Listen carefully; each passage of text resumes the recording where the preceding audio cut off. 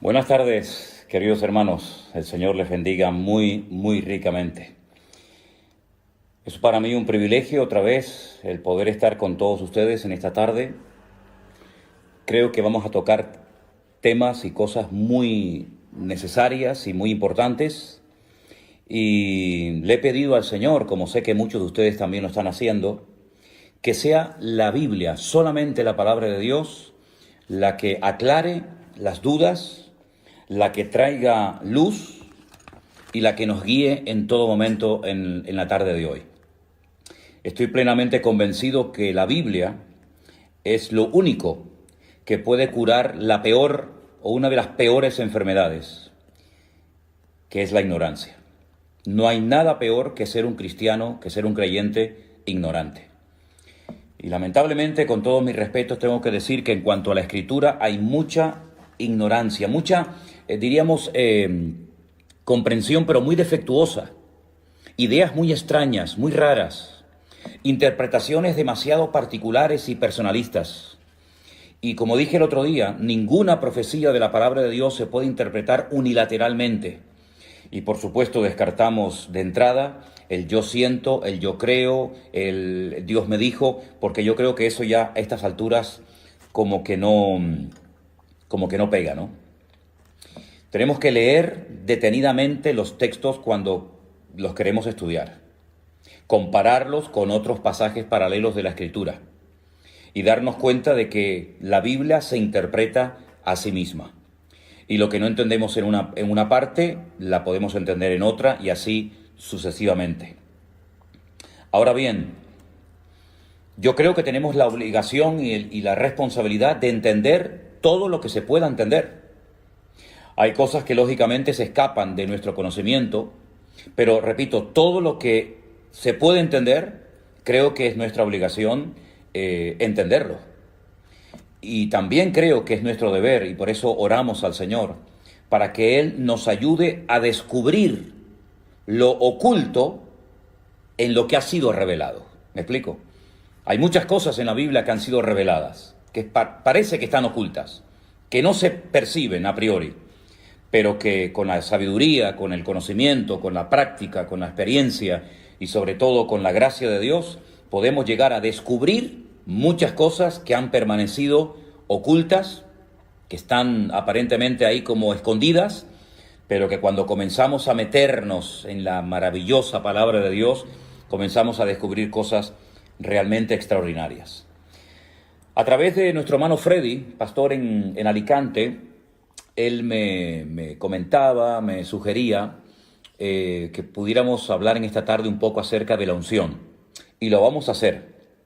Pero hoy vamos a hacer como dos bloques.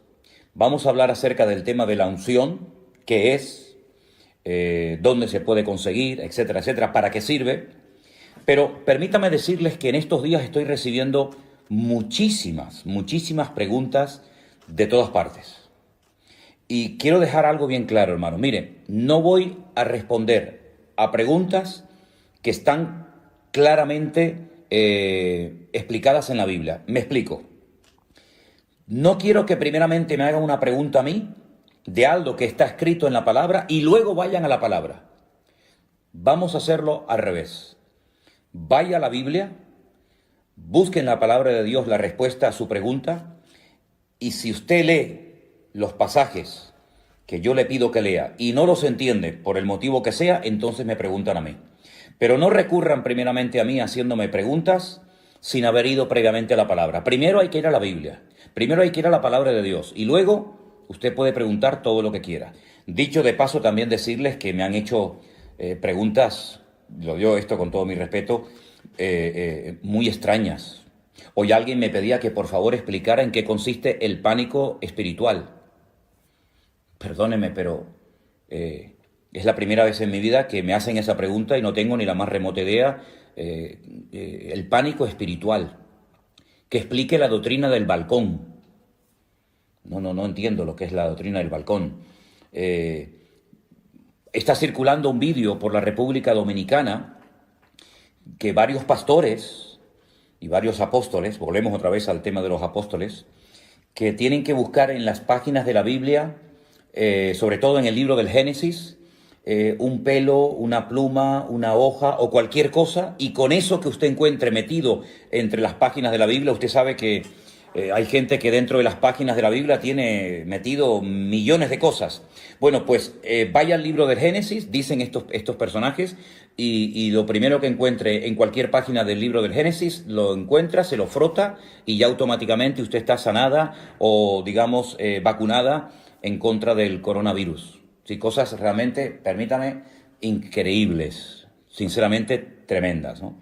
Pero bueno, vamos a ir en serio ahora, vamos a ver. Yo quiero tener un primer bloque, una primera parte para estudiar o para por lo menos comentar lo que nos explica el profeta Ezequiel en dos capítulos de su libro. Concretamente el capítulo 38 y el capítulo 39 del libro de Ezequiel. Mucha gente me ha preguntado por estos personajes, por estas naciones que aquí se mencionan. Por ejemplo, en el capítulo 38 del libro de Ezequiel, en el versículo 5 y 6, se menciona a Persia, a Cus, a Fut, a Gomer, a Togarma, y algunos me preguntan, esas naciones que se mencionan aquí, esos países o esas ciudades, hoy en día, ¿a qué países corresponden? Bueno, vamos a empezar respondiendo a esta pregunta.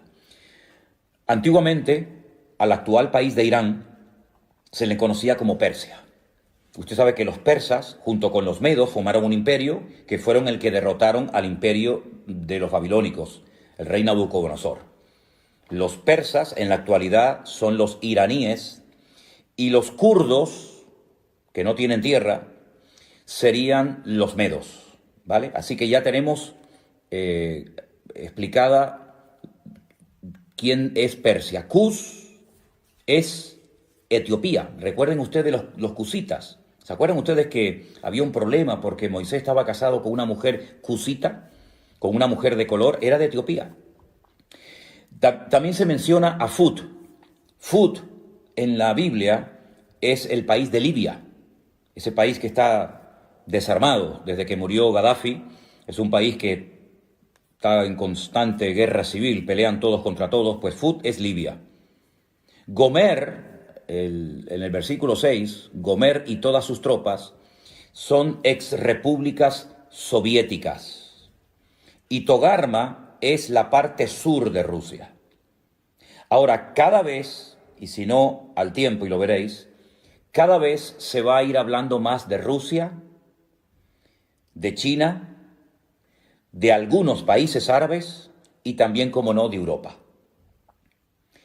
En las profecías de la Biblia, las que aparecen en el libro de Ezequiel, en el libro de Daniel y otros libros, yo por lo menos no veo por ninguna parte a Estados Unidos. Algunos dirán, pero bueno, Estados Unidos es una gran potencia económica, una gran potencia política, sí, es cierto, no lo discuto, pero no pinta nada en el panorama, en el programa profético de Dios. ¿Qué le va a ocurrir a los Estados Unidos en los últimos tiempos? Pues mire, yo no sé si esta pandemia que estamos viviendo hoy en día tendrá algo que ver. Lo que se dice es que en Estados Unidos pueden llegar a haber millones de muertos. Y esto va a afectar mucho, sin lugar a dudas, la economía y la estabilidad norteamericana. Y con todo mi respeto, sé que hay muchos hermanos que me escuchan y me ven desde los Estados Unidos, y quiero decir esto con todo respeto. Para muchas personas, Estados Unidos siempre ha sido como una especie de paraíso terrenal, ¿verdad? Los países más cercanos a Estados Unidos, países centroamericanos, países latinoamericanos, siempre o muchas veces el sueño de muchos era poder ir a los Estados Unidos y conseguir un buen trabajo y poder empezar una nueva vida. Y no hay nada malo en eso, ¿ok? De hecho, los fundadores, los padres de Norteamérica vinieron de Europa porque buscaban una vida nueva, ¿verdad?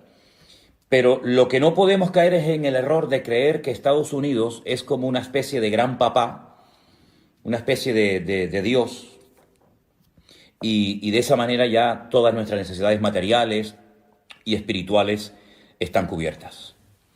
El famoso sueño americano, ¿verdad?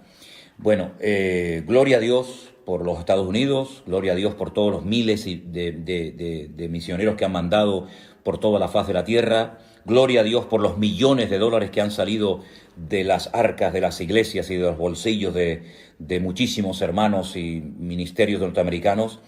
Pero Estados Unidos, espiritualmente hablando, está en una crisis tremenda.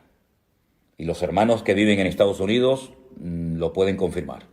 Estados Unidos hace mucho, mucho tiempo que tiene que volver en genuino arrepentimiento al Señor. Y pienso que a lo mejor este presidente que tienen en la actualidad, Donald Trump, puede ser tal vez la última oportunidad que tengan los norteamericanos antes de entrar en un trato muy severo de parte del Señor, para que vuelvan otra vez a la senda antigua, para que vuelvan otra vez al origen, para que vuelvan otra vez a la fuente de la vida, que es nuestro Señor Jesucristo.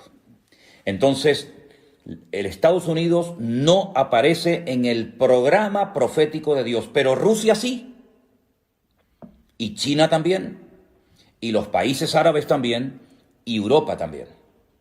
Y por eso cada vez vamos a oír más de Rusia. Cada vez los chinos, por un motivo o por otro, cada vez se va a hablar más de ellos. Y de Europa, la pobre Europa, la pobre víctima que no sabe dónde meterse, no sabe hacia qué lado inclinarse.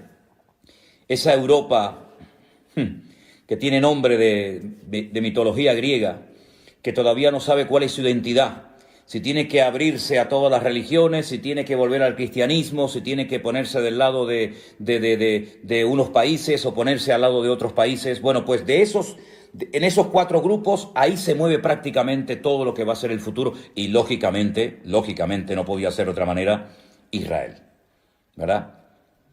Entonces, repito, Rusia, China, Europa y algunos países árabes, cada vez se va a hablar más de ellos. No me malinterpreten con lo que voy a decir a continuación. Aunque es una realidad este tema famoso del coronavirus, y aunque es un hecho de que hay miles de personas que están muriendo en todas partes del mundo por este tema, que esto no sea algo que nuble nuestra visión espiritual, por favor. Que esto no nos despiste, porque hay profecías que para que se cumplan tienen que darse situaciones muy, muy parecidas a las que estamos viviendo en este tiempo. Digamos que este sería el caldo de cultivo o el inicio, el comienzo de un proceso que ya no va a dar marcha atrás. Es una especie como de cuenta regresiva.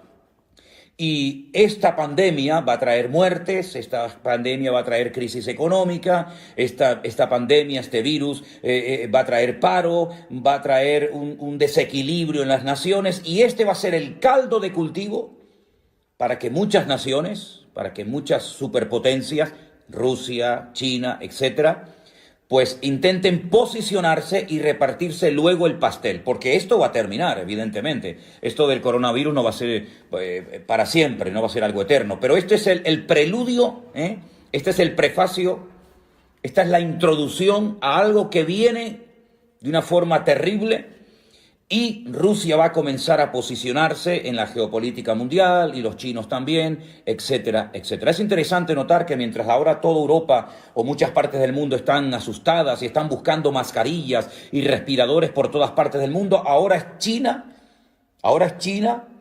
la que ofrece ayuda, la que manda médicos a Italia, la que manda aviones por aquí, la que manda aviones por allá, y también Rusia también está ahora como una especie de Papá Noel, una especie de niño bueno repartiendo ayuda por todas partes del mundo. Ojo, porque todo esto es el principio de dolores. Y hay un nombre en la Biblia, en el libro de Ezequiel, capítulo 38 y 39, que es el nombre God. God. God es un nombre simbólico. No es el nombre de una persona, pero en cierto sentido podríamos decir que ese inicuo, ese hijo de pecado, ese cuerno pequeño del cual nos habla Daniel, o ese anticristo del cual nos habla el apóstol Juan, es este personaje llamado God. Ahora, si os dais cuenta, hay un rey en la historia de Israel cuyo nombre empieza por la misma letra que por la que termina. ¿Saben cuál es, verdad? ¿Cuál es el rey de Israel que empieza por la misma letra su nombre y termina, que empieza por una letra y termina por la misma letra? El rey David. David en hebreo son 3 letras, Dalet, Bat, Dalet. Y ahí hay un mensaje, ahí hay algo muy importante. Es decir, no es una persona, digamos, fluctuante, que es una cosa ahora y una cosa más tarde. Fíjense qué nombre le da la Biblia a este perverso, a este inicuo, a este hombre de pecado, a este hijo de perdición, como lo denomina Pablo en una de sus cartas a la iglesia de Tesalónica. A este personaje se le conoce en el Antiguo Testamento como God. Y los judíos en Israel, en el judaísmo, se conoce a God como un hombre malo, al que nosotros denominaríamos o llamamos el anticristo. Y fíjense que su nombre empieza por la letra Gimel, la G en español, y termina por la misma letra, God, G-O-G. Es como una especie de imitación de todo lo que Dios, de todo lo que el Señor ha estado haciendo a lo largo de la historia. Es la última oportunidad que Satanás tendrá para poder alcanzar sus objetivos. Ahora, Satanás, por primera vez en toda la historia de la humanidad, va a ir en contra de su esencia. Porque el Señor Jesucristo dijo que Satanás es un ladrón que viene a hurtar, a matar y a destruir. Pero por primera vez en la historia, un instrumento tremendamente usado por Satanás, como va a ser este God o este anticristo, va a ofrecer algo que Satanás no puede ofrecer porque va en contra de su esencia. ¿Y saben lo que es?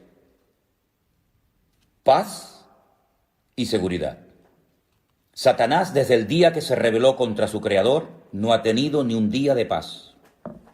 Es un ser atormentado, es un ser amargado, es un ser errante, no tiene amigos, no tiene familia, no tiene nada a lo que agarrarse. Es un ser solitario que sabe que le queda poco tiempo y a través de todas las edades ha intentado destruir, neutralizar, hacer fracasar el plan de Dios, y ahora cambia la estrategia y comienza a ofrecer a través de este personaje paz y seguridad. Ahora bien, este personaje, el anticristo, que se va a levantar en los últimos tiempos, se va a manifestar como el hombre de pecado, ofrecerá paz y seguridad, pero cuidado, es falso. Da una imagen totalmente diferente a lo que realmente es. Lo pueden ver en el libro de Apocalipsis. Su apariencia es una cosa, pero cuando habla es otra. Entonces es muy importante ver los animales de los cuales se habla en el libro de Daniel, y nos dice la Biblia que es como un león, que es como un oso, que es como un leopardo. Es una mezcla de esos imperios que nos han precedido en el pasado, pero lo que va a hacer a los 3 años y medio de su reinado, de su gobierno, va a ser una traición. Se va a volver en contra del pueblo de Israel. Pero aquí también Dios sigue dominando y controlando el orden mundial. Porque, dicho sea de paso, si os dais cuenta, cada vez esta expresión que acabo de mencionar, cada vez se está oyendo más en la televisión, en las radios. El nuevo orden mundial, el nuevo orden mundial. Todo va a cambiar. La geopolítica, la economía, etcétera. Bueno, pues esto del nuevo orden mundial no es nuevo, por lo menos para nosotros los estudiantes de la Biblia, los que creemos en el Señor. ¿Por qué? Porque evidentemente viene un nuevo orden mundial. Dase en cuenta que ya, por ejemplo, uno de los grandes de Europa ya se fue. Esto era impensable hace unos años, que los ingleses decidieran marcharse de Europa, pero ya es un hecho. El famoso Brexit ha hecho que Inglaterra saliera de Europa. Ya es uno menos.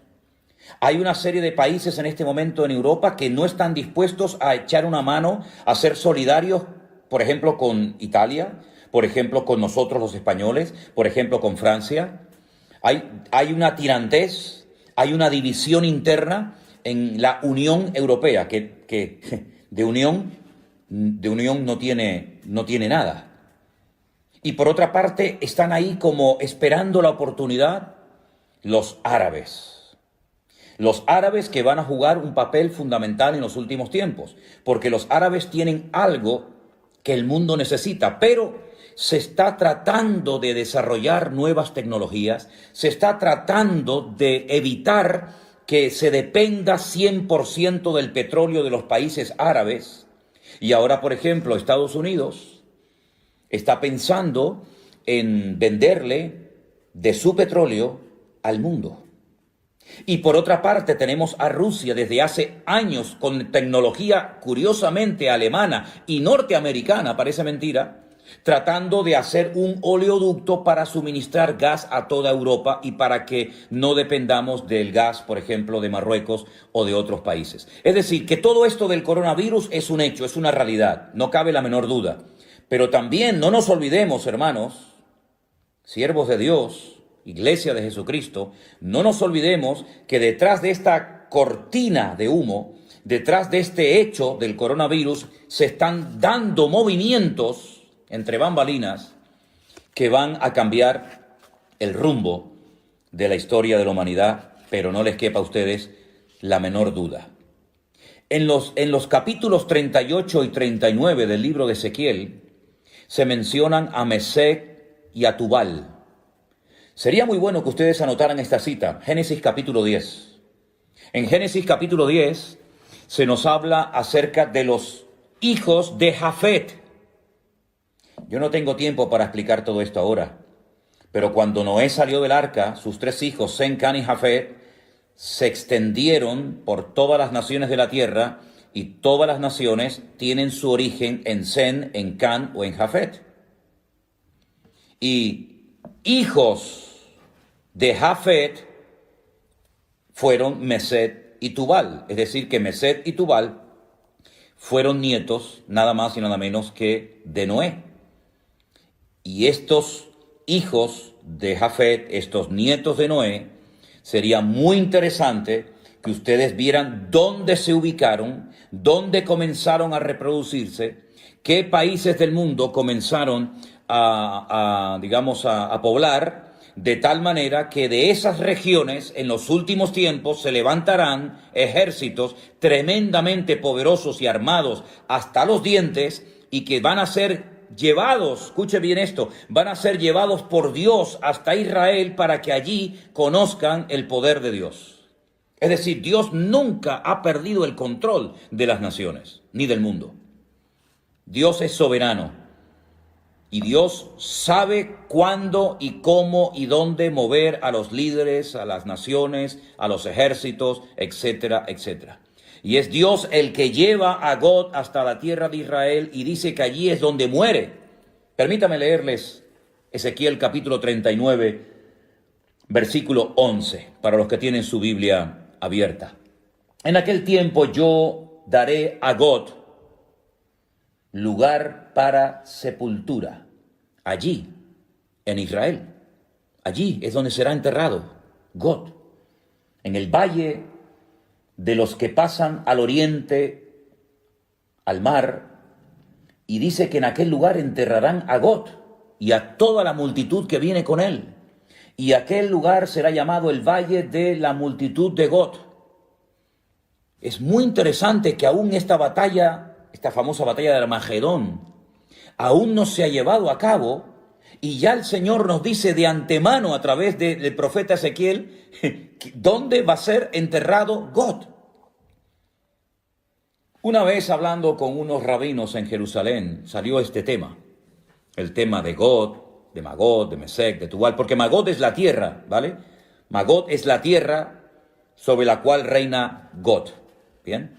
Y Mesec y Tubal son, digamos, regiones satélites, antiguas hijas de la Unión Soviética, que se volverán a unir en los últimos tiempos y, capitaneados por Rusia y por otros ejércitos, atacarán al pueblo de Israel desde el norte, dice la Biblia. El peor enemigo de Israel está en el norte. Cojan un mapa cuando puedan y tracen una línea recta desde Jerusalén hacia arriba y van a llegar derecho a Moscú. en línea recta, sin desviarse ni a derecha ni a izquierda, de Jerusalén hacia arriba, cruzan todo lo que son los altos del Golán, atraviesan Siria, pasan por Turquía y a continuación arriba, directamente, justo al norte, Moscú, la capital de Rusia. Entonces, lo que quería decirles es que el pueblo de Israel sabe perfectamente estas profecías. Muchos las conocen y saben perfectamente que del norte viene una invasión tremenda, tremenda. Ahora, como les decía, hablando una vez con estos rabinos, y salió el tema de God y cómo iba a ser enterrado y todo esto, me dieron una explicación, una respuesta interesante. No digo que sea exactamente así, pero yo os la voy a compartir porque sé que a muchos de ustedes les interesa este tema. ¿Se acuerdan ustedes cuando Noé salió del arca? Dice que al poco tiempo Noé apareció totalmente desnudo, borracho en la puerta de su tienda. Recuerden los 3 nombres de los hijos de Noé: Sem, Can y Jafet. Dice la Biblia que Can se burló de su padre. Parece ser que hubo sus más y sus menos. Y cuando Noé despierta, maldice a la descendencia de Can. Maldice a Canaán, que aún no había nacido. Los cananeos son descendientes de Can. Y eran naciones, eran pueblos que estaban totalmente bajo la maldición de Noé. Porque hizo burla de su padre, porque vio la desnudez de su padre. Sin embargo, Sem y Jafet marcharon marcha atrás y taparon la desnudez de su padre. Y estos rabinos me decían que por un detalle de Dios a los descendientes de Jafet, y uno de ellos es God, el Señor le permite sepultura en la tierra de Israel. Ahí queda eso. Cómanse el pescado y dejen las espinas a un lado. La batalla será de tal magnitud, y quiero dejar una cosa bien clara, esta batalla que se describe en los capítulos 38 y 39 del libro de Ezequiel aún no se ha llevado a cabo. Esto es profético, esto nunca ha ocurrido. Esto es algo que va a ocurrir en los últimos tiempos. Desde Tbilisi, vecino con Rusia. Qué interesante este mensaje que nos acaba de mandar Miriam Masi. Te saludo desde Tbilisi, Europa del Este, país vecino con Rusia. Interesante. Esta batalla será de tal magnitud que una vez que termine, y la batalla se llama la batalla de Armagedón, se va a llevar a cabo en un valle precioso que he tenido la oportunidad y el privilegio de verlo muchas veces, de caminar por él, de conducir por medio del valle. El valle de Jezreel o el valle de Megiddo. Es un valle inmenso. Ya Napoleón dijo cuando lo vio, este es el valle perfecto para llevar a cabo una gran batalla. Bueno, pues en ese valle se va a llevar a cabo una batalla tremenda que va a llegar hasta el Monte de los Olivos en Jerusalén, donde muere el anticristo y muchas de sus tropas. Y una vez que la batalla termine, dice que estarán durante 7 años quemando al fuego el armamento que las tropas trajeron para atacar al pueblo de Israel. Allí habrán tropas de todas partes del mundo, ¿eh? También los chinos mandarán millones y millones de soldados para atacar al pueblo de Israel. Porque al final todas las naciones del mundo quieren conquistar Jerusalén y la quieren para ellos. Y la Biblia nos enseña que en ese valle de Armagedón la batalla será tan espectacular. Dice la Biblia que lloverá lluvia impetuosa, piedras de granizo, fuego y azufre. Apocalipsis dice que serán del peso de un talento, 45 kilos. Probablemente está haciendo referencias a bombas, vete tú a saber. Y la Biblia nos enseña que durante 7 años después de la batalla de Armagedón estarán quemando el armamento de todas aquellas personas que vinieron a pelear contra Israel. 7 años. Pero en el versículo 12 dice, y la casa de Israel los estará enterrando por 7 meses para limpiar la tierra. Fíjense la cantidad de millones de personas que mueren, que estarán 7 meses enterrando muertos.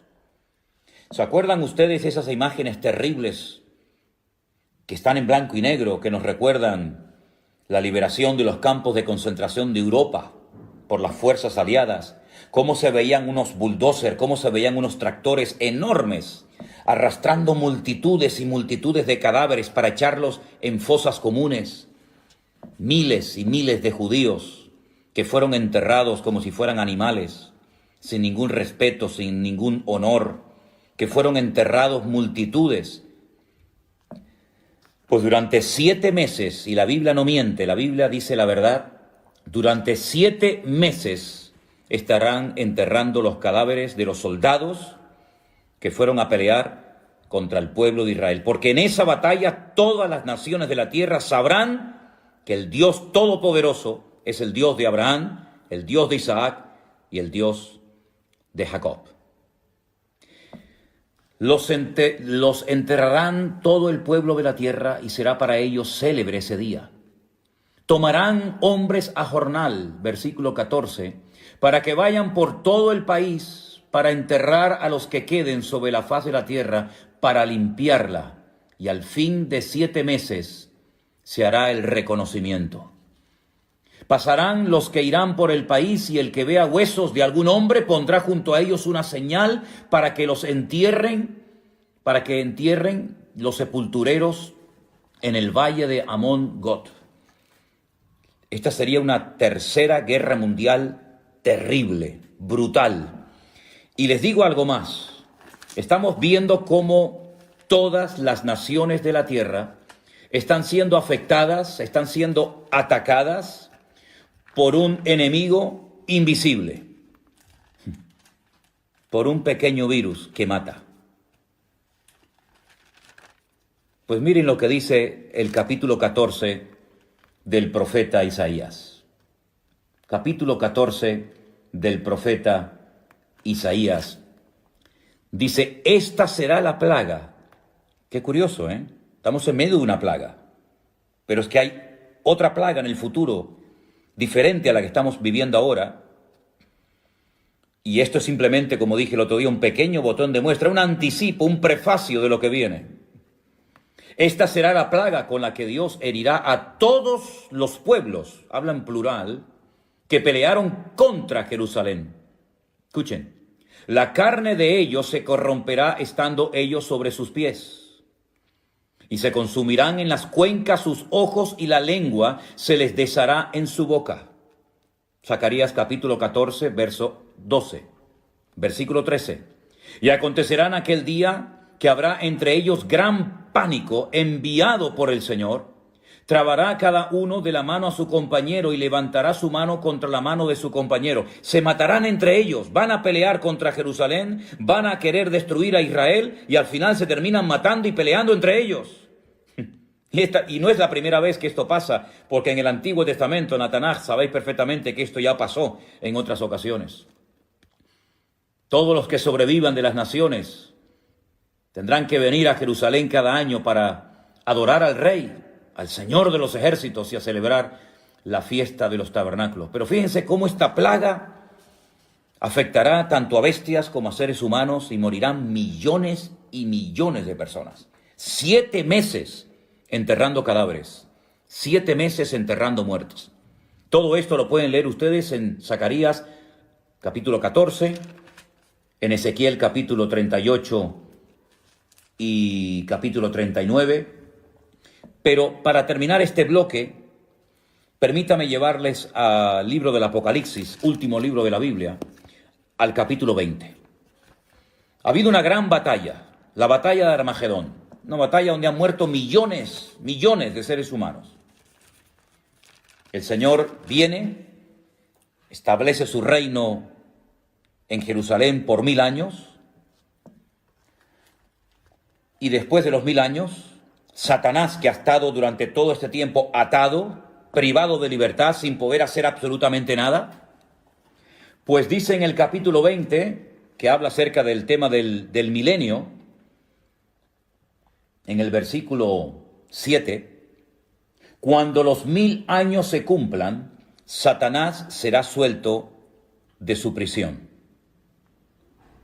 y saldrá a engañar a las naciones que están en los 4 ángulos de la tierra. Y otra vez menciona a Gog, a Magog, a fin de reunirlos para la batalla, el número de los cuales es como la arena del mar. Es decir, no han aprendido la lección. El hombre no termina de aprender del pasado, vuelve siempre a cometer los mismos errores.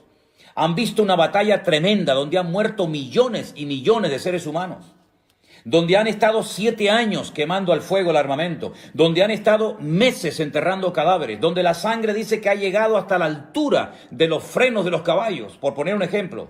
Terrible. Ríos de sangre. Es como un lagar donde Dios derrama su ira contra las naciones que vienen a atacar a Israel. Comienza el milenio, está el Señor Jesucristo, subimos a Jerusalén a adorarle, estamos allí con Él, vemos su gloria, vemos su imperio, vemos su dominio y su autoridad, sueltan al diablo y vuelven otra vez a juntarse las naciones para atacar otra vez al campamento de Dios. El hombre no termina de aprender. Aprenderán las naciones, aprenderán estos políticos que tenemos, las lecciones que nos está dando la historia, el mensaje que le está transmitiendo Dios a la humanidad a través de esta pandemia. En fin, ustedes saben perfectamente la respuesta. Pasamos a otro tema. La unción. ¿Qué es la unción? La Biblia nos enseña que los reyes, antes de poder gobernar, tenían que ser ungidos, ¿verdad? Vemos, por ejemplo, por poner un ejemplo, vemos a Samuel yendo a Belén de Judea, a la casa de un tal Isaí, para ungir con un aceite especial, el aceite de la unción, como se dice en Éxodo 25:6. Voy a dar una serie de versículos, los que están tomando nota, este es el primero, Éxodo 25:6. El aceite de la unción se preparaba con unas especies muy especiales. El aceite de la unción no se podía utilizar para otras cosas más que para ungir, ¿vale? Y allí en el libro de Éxodo, capítulo 25:6, se habla del aceite de la unción, y también en el libro de Levítico se nos dice un poco de su elaboración, de cómo se preparaba. Vemos en el libro de los Salmos, yo voy a dar el versículo y no puedo leer todos los textos porque si no esto sería interminable. En el Salmo 89:20 dice que el Señor ungió a David para ser rey de Israel. También a otros, ¿no? Pero concretamente el Salmo 89 es el salmo donde encontramos el pacto que hace Dios con David, y en ese pacto incluía una unción especial para ser rey de las 12 tribus de Israel, ¿vale? La palabra Mashiach, ungido, no es un nombre propio, como puede ser Antonio, Tomás, Santiago, Ricardo, Alberto, Manuel, sino que es un título, más que un título, es algo que se hacía sobre las personas, sobre algunos objetos, para consagrarlos para un servicio especial. Se ungían a los reyes, se ungían a los profetas, se ungían a personas para una función específica. El rey de Israel era el ungido del Señor.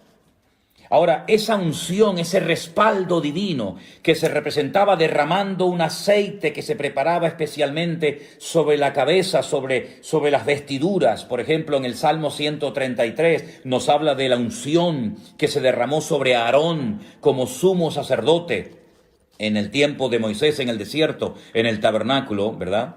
Esa unción, ese acto de Dios de respaldar a un hombre, de respaldar a una persona para ser rey, para ser sacerdote, para ser profeta o para una función en específica, esa unción, ese respaldo de Dios también se menciona en el Nuevo Testamento. Pero ya no se ve a nadie echándole aceite sobre la cabeza a nadie para que reciba la unción. Es cierto que en el Nuevo Testamento hay algunos textos donde se habla del aceite. Por ejemplo, hoy encontraba un versículo muy interesante, y ese sí quiero leerlo, en Marcos capítulo 6, versículo 13, en el Evangelio según San Marcos, capítulo 6, versículo 13, yo no sé si se han dado cuenta de que ahí se menciona el aceite y la utilizaban los discípulos. Dice que echaban fuera demonios los discípulos, y ungían, derramaban aceite a muchos enfermos y los sanaban. Hay un momento en el que los discípulos les ponían aceite a los enfermos y eran sanados.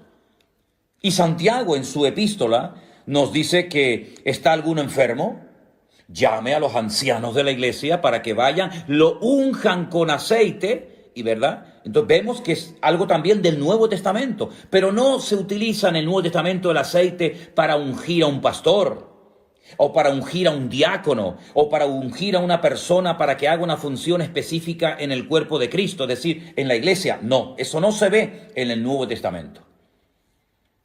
Ahora, sin embargo, el Señor Jesucristo dice en el Evangelio según San Lucas que Él fue ungido para dar buenas nuevas a los pobres. ¿Quién ungió? ¿Quién ungió al Hijo de Dios, al Señor Jesucristo, para el ministerio espectacular que tuvo durante su existencia? Hay dos versículos muy interesantes que me gustaría que leyéramos. Uno se encuentra en Hechos capítulo 4, versículo 27. Hechos capítulo 4, versículo 27, nos dice lo siguiente acerca de la unción. Dice, porque verdaderamente se unieron en esta ciudad contra tu santo Hijo Jesús, a quien ungiste, Herodes y Poncio Pilato, con los gentiles y con el pueblo de Israel. Es decir, Pedro hablando, dando una explicación coherente a los que allí estaban pidiéndole explicaciones acerca de cosas que estaban sucediendo en aquellos tiempos en la iglesia primitiva, dice que Dios ungió a nuestro Señor Jesucristo. También en el mismo libro, pero en el capítulo 10, Hechos capítulo 10, versículo 38, dice, y cómo Dios ungió con el Espíritu Santo y con poder a Jesús de Nazaret, y cómo éste anduvo haciendo bienes y sanando a todos los oprimidos por el diablo, porque Dios estaba con él.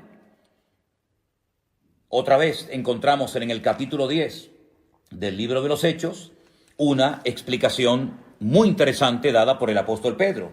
Y él dice que Dios ungió con el Espíritu Santo al Señor Jesucristo para poder desarrollar y para poder cumplir con la misión que el Padre le había encomendado. La Biblia, cuando habla del Señor Jesucristo, habla de su ungido. Salmo capítulo 2, versículo 2. La Biblia dice en Lucas 4:10, el mismo Señor Jesucristo leyendo en la sinagoga, dice que Dios lo ungió para dar libertad a los cautivos, para dar vista a los ciegos. Hemos visto en Hechos 4:27, en Hechos 10:38, cómo el Señor Jesucristo fue ungido. Bueno, recuerden ustedes, mis queridos hermanos, que el día que Juan Bautista bautizaba al Señor Jesucristo en el río Jordán, dice la Biblia que el Espíritu de Dios descendió sobre él en forma corporal como de paloma. Y se oyó una voz del cielo. Y el Padre dijo, este es mi Hijo amado, en el cual tengo complacencia. Por lo tanto, el mismísimo Señor Jesucristo fue ungido con el Espíritu Santo para poder desarrollar una función, un ministerio realmente extraordinario. Ahora bien, hoy en día, sobre todo en ciertos y determinados círculos evangélicos, vuelvo otra vez a decir lo mismo, es que conozco muy bien ese terreno, conozco muy bien ese ambiente, porque me crié y estuve muchos años en él, y sé que el tema de la unción es un tema que se ha sacado totalmente de contexto. Y entonces incluso he estado en culto donde se le echaba litros, botellas de aceite sobre la cabeza a la gente para que recibieran la unción de Dios. Eso no se ha visto en ninguna parte de la iglesia primitiva. Eso no se ve en ninguna parte del Nuevo Testamento. Pero sin embargo, en algunas iglesias evangélicas se ha visto y se utiliza muchísimo, no el uso del aceite para orar por enfermos, lo cual es bíblico. No digo que siempre haya que hacerlo, pero si se hace, no es ningún pecado. No estamos quebrantando ninguna norma bíblica, no es nada de superstición, ni es nada extraño. Se puede ungir con aceite a un enfermo. No hay ningún problema en hacerlo, es bíblico. Hay un texto de la Biblia que lo respalda. Luego, hay que decir amén, aunque tal vez no te guste, no lo hayas hecho nunca, pero hay algo que la Biblia dice acerca de la unción sobre los enfermos. Pero en ningún momento encontramos en la Biblia a pastores, a apóstoles, a discípulos echando botellas y botellas, litros y litros de jarra y de aceite sobre la gente para que reciban la unción. Eso no es bíblico, eso no es correcto, eso no es de Dios. Eso es un disparate, eso es un invento de los hombres y la gente en su ignorancia, que es una de las peores enfermedades que tiene la iglesia, lamentablemente. Y espero que se vaya sanando la iglesia con el bálsamo de la palabra de Dios, con el conocimiento de Dios. Espero que nos demos cuenta de que yo no tengo que ir a un altar para que un ungido me unja con aceite para recibir la unción del Espíritu Santo. Eso es un disparate. La unción no la da un hombre. La unción, el respaldo, lo da el Señor. Lo que pasa es que hay algunas personas que, como no tienen el respaldo de Dios, tienen que buscar el respaldo y la unción del hombre. Pero dice la Biblia, y vamos a leerlo, en 2 Corintios capítulo 1, versículo 21, repito, 2 Corintios capítulo 1, versículo 21, algo muy interesante referente a esto que estamos hablando en esta tarde. Dice, Él es el que nos confirma con vosotros en Cristo, y el que nos ungió es Dios. Eso lo dice la Biblia. Todas las Biblias del mundo dice que quien nos ungió es Dios. 2 Corintios, capítulo 1, versículo 21. ¿Qué les parece? La Biblia dice que nosotros tenemos, ya es un hecho, es una realidad. Tenemos la unción de Dios en nuestra vida. Y como siempre digo, vamos a la Biblia. Vamos a la palabra. Primera de Juan, capítulo 2, versículo 20. Y dice así la palabra del Señor. Pero vosotros tenéis la unción